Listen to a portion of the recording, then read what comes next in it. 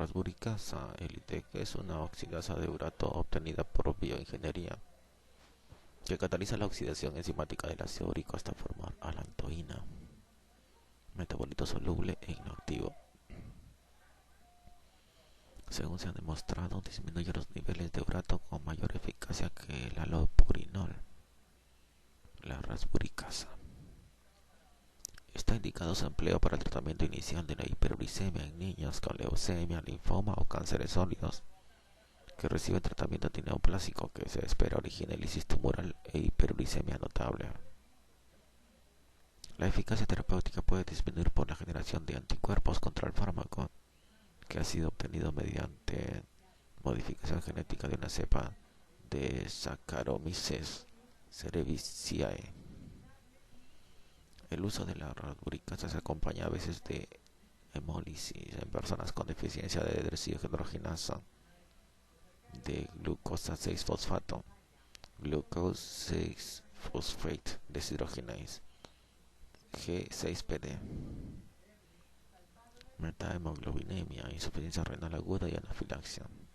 Otras reacciones adversas frecuentes son vómito, fiebre, náusea, cefalgia, dolor abdominal, estreñimiento, diarrea y mucositis. La rasburicasa degrada por mecanismos enzimáticos el ácido úrico en las muestras de sangre y se necesita manipulación especial para evitar que el nivel plasmático de dicho ácido disminuya a niveles falsamente bajos en sujetos que reciben el fármaco. El régimen recomendado consiste en 0.15 a 0.2 miligramos por kilogramo en una sola dosis diaria durante 5 días, y la quimioterapia debe emprenderse 4 a 24 horas después de haber introducido en goteo intravenoso la primera dosis de rasburicasa. Agentes úricos. Los agentes de esta categoría incrementan la rapidez de secreción del ácido úrico. En el ser humano dicho ácido es filtrado, secretado y resorbido por los riñones. Predomina la resorción y la cantidad excretada suele ser de 10% de la filtrada. El proceso en cuestión es mediado por un transportador específico que puede ser inhibido. La primera fase de la resorción de urato es su captación desde el líquido tubular por un transportador que intercambia aniones orgánicos e inorgánicos por ácido úrico. Los fármacos úricos compiten con el ácido úrico por el transporte del borde en cepillo y con ello inhiben su resorción a través de un sistema de intercambio urato-anión. Sin embargo, de acuerdo con el transporte bidireccional y la magnitud de la dosis, un fármaco puede disminuir o incrementar la excreción de ácido úrico. Por lo común disminuye la excreción con dosis bajas, en tanto que cuando estas aumentan también lo hace la excreción. No todos los agentes conllevan ese fenómeno y un fármaco úrico puede sumarse o inhibir la acción de otro. El efecto bifásico a veces se observa dentro del límite normal de dosis con algunos medicamentos como los salicilatos. Se ha propuesto la existencia de dos mecanismos para la disminución farmacoinducida de la excreción de ácido úrico. Son mutuamente excluyentes. El primero supone que el pequeño desplazamiento secretor del ácido úrico es inhibido por concentraciones pequeñísimas del medicamento. Las concentraciones más altas pueden inhibir la resorción de ácido úrico en la forma usual. El segundo planteamiento sugiere que el fármaco aniónico que retiene urato penetra en el líquido intracelular por un mecanismo independiente y estimula la resorción de dicha sustancia a través del borde en cepillo por intercambio aniónico. Se conocen dos mecanismos por los cuales un fármaco puede nulificar la acción uricosúrica del otro. En primer lugar, el medicamento puede inhibir la secreción del agente uricosúrico y con ello impedir su acceso a su sitio de acción, que es la cara luminal del borde en cepillo. En segundo lugar, la inhibición de la secreción de ácido úrico por un medicamento puede contrarrestar la inhibición de la resorción del ácido por el otro fármaco. Muchos compuestos tienen actividad uricosúrica secundaria, probablemente al actuar como iones intercambiables, pero para tal finalidad solamente se utiliza sistemáticamente el probenecid. La benzbromarona es otro uricosúrico que se distribuye en Europa. Por lo contrario, diversos fármacos y toxinas originan retención de urato. Se han descrito otras publicaciones. Probenecid, propiedades químicas. El probenecid es un derivado altamente liposoluble del ácido benzoico. El peso molecular 3,4 o pKa 3,4 con la siguiente fórmula estructural. Acciones farmacológicas. Inhibición del transporte de ácidos orgánicos. Las acciones del probenecid se limitan en gran medida a inhibir el transporte de ácidos orgánicos a través de las barreras epiteliales. Cuando se inhibe la secreción tubular de una sustancia, su concentración final en la orina depende del grado de filtración, que a su vez está en función de la unión con proteínas plasmáticas y del grado de resorción. La importancia de cada uno de los factores mencionados varía enormemente entre uno y otro compuesto. Por lo común, el resultado final es la menor secreción tubular del compuesto, de modo que disminuyen las concentraciones urinarias y aumenta la plasmática.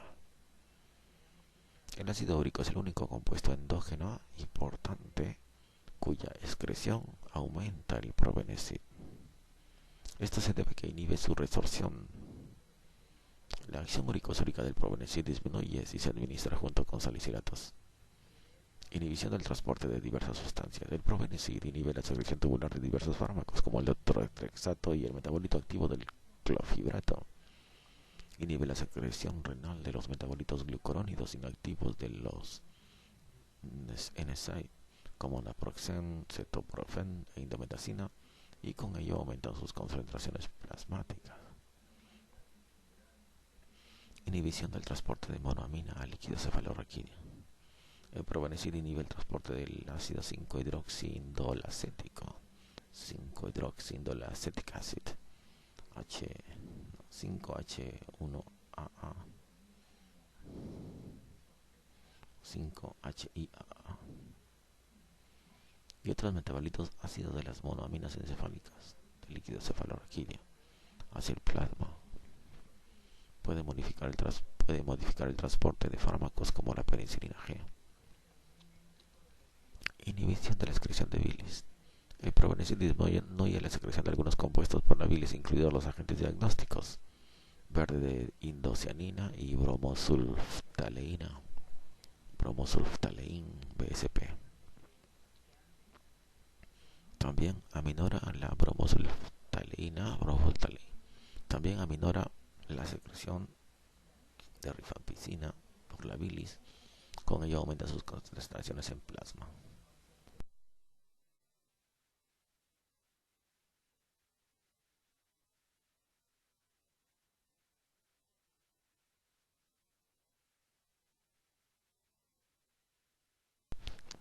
Absorción, biotransformación y excreción.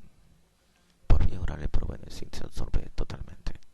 En cuestión de 2 a 4 horas alcanza concentraciones máximas en plasma. La semivida del medicamento en el plasma depende de la dosis y varía de menos de 5 horas a más de 8 horas dentro del margen terapéutico. Se sabe que de 85-95% del medicamento se fija en la albúmina plasmática. Entre 5 a 15% del producto original restante se elimina por filtración glomerular. La mayor parte del medicamento se secreta de manera activa en el túbulo proximal. La gran liposolubilidad de la forma no disociada origina su absorción casi completa por difusión retrógrada, salvo que la orina sea muy alcalina. En la orina aparece una fracción pequeña del glucurónido de probenecid. También se hidroxila para dar metabolitos que conservan su función carboxilo y poseen actividad uricosúrica. Efectos adversos comunes. El probenecid es bien tolerado. Cerca de 2% de los pacientes terminan por mostrar irritación leve de las vías gastrointestinales. El riesgo aumenta si se usan dosis mayores y hay que tener cuidado en sujetos con antecedentes de úlcera péptica. No resulta eficaz en individuos con insuficiencia renal y es mejor no usarlo en aquellos con depuración de creatinina menor de 50 ml por minuto. Las reacciones de hipersensibilidad suelen ser leves y aparecen en 2 a 4% de los pacientes. El trastorno de hipersensibilidad grave es muy raro. La aparición de erupción durante la administración conjunta de probenecid y penicilina G plantea al médico un difícil dilema diagnóstico. La sobredosis intensa de probenecid estimula el sistema nervioso central y origina convulsiones y muerte por insuficiencia respiratoria. Uso terapéutico. El probenecid, Benefmid, Estados Unidos, Benuril, Inglaterra, existe en presentación oral. La dosis inicial es de 250 miligramos 2 veces al día, que se incrementa en cuestión de 1 a 2 semanas, hasta llegar a 500 a 1 gramo 2 veces al día. El probenecid incrementa los niveles de ácido úrico en orina. Es importante que la persona ingiera líquidos constantemente durante todo el tratamiento para llevar al mínimo el riesgo de cálculos renales. El probenecid no debe utilizarse en gotosos con nefrolitiasis o con producción excesiva de ácido úrico. Al principio del tratamiento conviene administrar en forma concomitante colchicina o NSAID para no desencadenar un ataque de gota que puede aparecer incluso en 20% de los gotosos que reciben el solo Probenecid. Combinación con penicilina. El Probenecid fue obtenido con el fin de retrasar la excreción de la penicilina. Se utilizan dosis mayores del fármaco como complemento para prolongar la concentración del antibiótico, lo cual por lo común se limita a los pacientes tratados por gonorrea o infecciones neurosifilíticas, o en caso en que la resistencia a la penicilina pueda significar un problema importante. Sulfimpirazona. Historia. La sulfimpirazona fue sintetizada a partir de la fenilbutazona, uno de los primeros antiinflamatorios no esteroideos, cuya toxicidad impidió que se le siguiera utilizando. La sulfimpirazona no tiene actividad antiinflamatoria ni analgésica, pero sí ejerce efectos uricosúricos potentes. Rara vez se usa hoy en día. Propiedades químicas. La sulfimpirazona es un potente ácido orgánico, pK igual a 2.8, que forma fácilmente sales solubles. Acciones farmacológicas. En dosis suficientes, la sulfimpirazona inhibe poderosamente la resolución de ácido úrico en los túbulos renales. Al igual que ocurre con otros agentes uricosúricos, las dosis pequeñas pueden disminuir la excreción de ácido úrico. A semejanza del Probenecid, la sulfimpirazona minora la secreción de otros aniones orgánicos por los túbulos renales. Además puede inducir hipoglucemia al inhibir el metabolismo de los hipoglucemiantes orales del tipo de la sulfoniluria. También disminuye el metabolismo de la warfarina en el hígado. La acción uricosúrica de la sulfimpirazona se agrega a la del Probenecid, pero antagoniza a la de los salicilatos. El efecto inhibidor de la sulfimpirazona en la función plaquetaria se comenta en el capítulo 54. Absorción, biotransformación y excreción. La sulfimpirazona se absorbe satisfactoriamente en administración oral. Se fija con avidez a la albúmina plasmática, 98-99%, y desplaza otros fármacos aniónicos que tienen máxima afinidad por el mismo sitio de unión. Su semivida plasmática es de unas 3 horas, pero el efecto uricosúrico que genera puede persistir hasta 10 horas. La sulfimpirazona se secreta en el túbulo proximal y experimenta escasa retrodiffusión pasiva. Cerca del 50% de la dosis oral aparece en la orina a las 24 horas, en su mayor parte 90% en la forma del fármaco original. El 10% restante se elimina en la forma del metabolito NP-hidroxifenilo, que es también una potente sustancia uricosúrica. Efectos adversos frecuentes. En el 10 a 15% de los pacientes que reciben sulfimpirazona surge irritación gastrointestinal, la lleva a interrumpir el uso del fármaco. Las molestias gástricas se aplacan si se ingiere el medicamento en fracciones junto con los alimentos. Habrá que administrar sulfimpirazona a individuos con el antecedente de úlcera péptica y solo con precaución extrema. Surgen a veces reacciones de hipersensibilidad, por lo común erupción y fiebre, pero con menor frecuencia que con el Probenecid. Se ha demostrado que deprime la hematopoiesis, de modo que durante el tratamiento duradero es recomendable hacer hematometrías periódicas. No debe prescribirse la sulfimpirazona a individuos que tengan discrasias sanguíneas primarias. Uso terapéutico. La sulfimpirazona anturana existe en presentación oral. La dosis inicial para tratar la gota aguda es de 100 a 200 miligramos 2 veces al día. Después de la primera semana, la dosis puede aumentarse poco a poco hasta que disminuya satisfactoriamente el ácido úrico en plasma y se conserve esa disminución. Para ello se pueden necesitar 200 a 800 miligramos al día, en 2 a 4 dosis y de preferencia junto con alimentos o leche. Es importante una abundante ingesta de líquidos. Los sujetos no toleran dosis mayores, casi no toleran dosis mayores, que muy posiblemente no intensifiquen el efecto uricosúrico en pacientes resistentes. La sulfimpirazona es ineficaz en individuos en insuficiencia renal y no debe usarse en aquellos con depuración de creatinina menor de 50 mililitros por minuto. Igual que ocurre con el Probenecid, al principio de la evolución conviene administrar concomitantemente colchicina para no desencadenar un ataque de gota. Antiuricosúricos estamos. Benzbromarona. Se trata de un potente uricosúrico que se ha utilizado en Europa. Se absorbe fácilmente por vía oral y en unas 4 horas se alcanzan las concentraciones máximas en la sangre. metaboliza hasta la forma de derivados bromados y deshalogenados, y ambos tipos poseen actividad uricosúrica y se excretan predominantemente por la bilis. La acción uricosúrica disminuye con la administración de aspirina o sulfimpirazona. No se ha observado retención paradójica del ácido úrico. Es un inhibidor potente y irreversible del intercambiador de urato-anión en los túbulos proximales. En la forma de polvo micronizado muestra eficacia en una sola dosis diaria de 40-80 miligramos, de modo que es mucho más potente que cualquier otro uricosúrico. Muestra eficacia en individuos con insuficiencia renal y puede ser útil en los que son alérgicos o refractarios a otros agentes de tratamiento de la gota.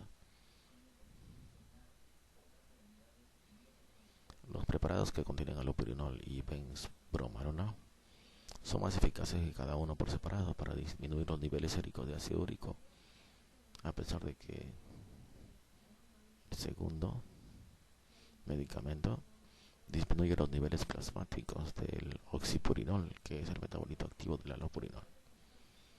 Conclusión: pruebas convincentes emanadas de estudios con grupos testigo y placebo acerca de un probable riesgo cardiovascular aunado a los 3 fármacos coxíbicos han obligado a una extensa revaloración de la administración de los antiinflamatorios no esteroideos, con la intención de disminuir los efectos adversos gastrointestinales. Se obtuvieron inhibidores selectivos de la COX-2, que sin embargo nunca han mostrado mayor eficacia que los tradicionales. Cabe esperar que el riesgo se relacione con la selectividad que alcanzan in vivo, su dosis, duración y acción de la patología, así como el perfil de riesgos básicos de cada paciente en particular. Es posible que algunos de los fármacos antiguos, específicamente el meloxicam y el diclofenaco, se asemejen mucho al celecoxib, en tanto que el naproxen puede brindar cardioprotección por su semivida más larga en algunas personas, lo cual se traduciría en un beneficio modesto en comparación con la aspirina.